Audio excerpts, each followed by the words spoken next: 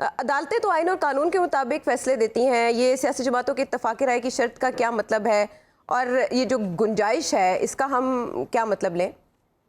देखें, to be honest, फैसला तो आइन और कानून के मुताबिक ही होगा। मुल्क की सबसे बड़ी अदालत है, तो ये इसमें तो मुझे कोई शक नहीं है। लेकिन ये एक सियासी प्रोसेस है, सियासी प्रोसेस के मुतालिक बहस हो रही है। और पहले भी बहुत सारे लोग शिकायत कर चुके हैं कि जी हमें नहीं सुना गया, हमारा मौक़िफ़ नहीं लिया गया। कि end of the day elections में इन सारी सियासी जमातों ने हिस्सा लेना है। दूसरी बात है, सुप्रीम कोर्ट ने आज अपनी समाअत के दौरान भी ये कहा कि वजारत दिफा जो है वो क्यों इंतखाबात एक साथ करवाना चाहती है, कि ये समझ सुप्रीम कोर्ट को भी नहीं आया। और बाकी बहुत सारे लोग भी पूछ रहे हैं कि हुकूमत कोई अपनी तरफ से पिटीशन कर देती, वजारत दिफा की तरफ से क्यों की गई।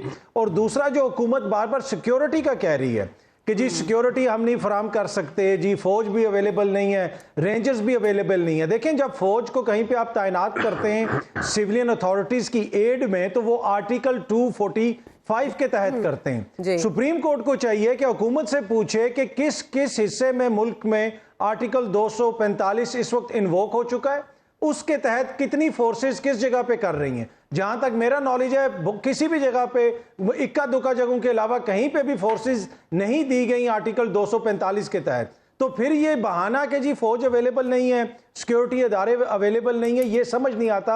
हो सकता है कि फिर सुप्रीम कोर्ट उनसे पूछे कि आप हमें बताएं कि इतने लाख फौज है, कितने डिवीजन किधर लगी हुई है, कोई कोर कहीं पूरी लगा दी है, कोई ब्रिगेड कहीं पे लगा दी, आप बता दें। तो वो वैसी तो कोई सूरत हाल नहीं है, कोई ऑनगोइंग ऑपरेशंस नहीं है, इंटेलिजेंस बेस्ड ऑपरेशंस हैं, वो हमारे इदारे कर रहे हैं और बेहतरीन तरीके से कर रहे हैं। और इस सारी चीज में जो तकलीफ दे चीज है, तासुर ये दिया जा रहा है हुकूमत की तरफ से कि हमारे इदारे जो है खुदा न खास्ता इस काबिल नहीं है कि वो पाकिस्तान की सिक्योरिटी संभाल सके।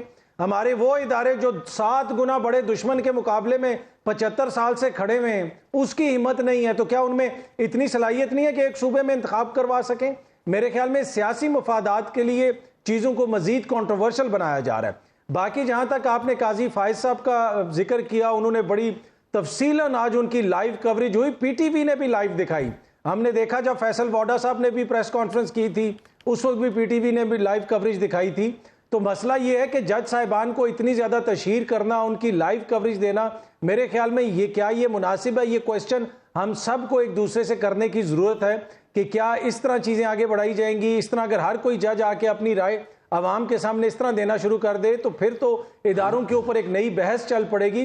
तो इसमें हम सबको थोड़ा सा जो है ना एहतियात करने की ज़रूरत है। अच्छा अतर, बिग इफ़ के सियासी जमातें अब इस कार्रवाई का हिस्सा बनेंगी या नहीं, आपका ख्याल क्या कहता है? वजदान आपका इस बारे में क्या कहता है?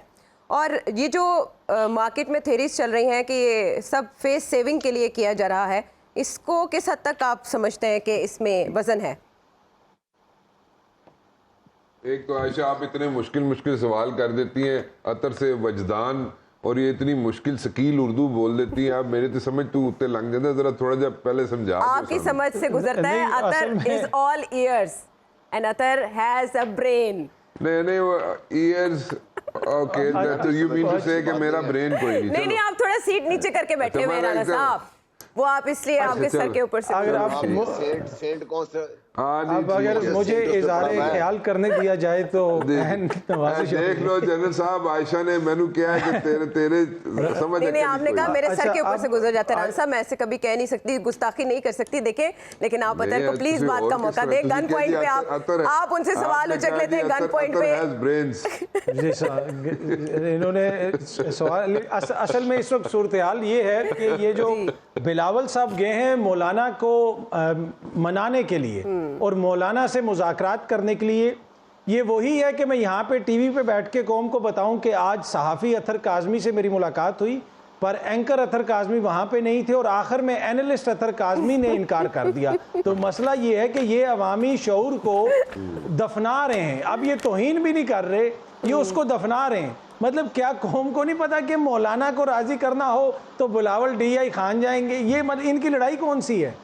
ये सारे मिल के हुकूमत चला रहे हैं, एक फ़ोन करेंगे तो वो इधर आ जाएंगे। प्रॉब्लम ये है कि ये कौम को दिखाने के लिए सारी बातें की जा रही हैं। बाकी ये बात है कि सियासतदानों को अगर अदालत ने मौका दिया है, ठीक है, अच्छी बात है। एक शहरी की पटिशन आई हुई थी, उस पटिशन के नतीजे में ये फैसला आया और कहा गया कि ठीक है जी, सियासी जमातों को भी हम नोटिस इशू करते हैं, वो भी आके अपना मुकदमा रखें। लेकिन एंड ऑफ द डे देखें, अदालत ने आइन और कानून के मुताबिक फैसला करना है।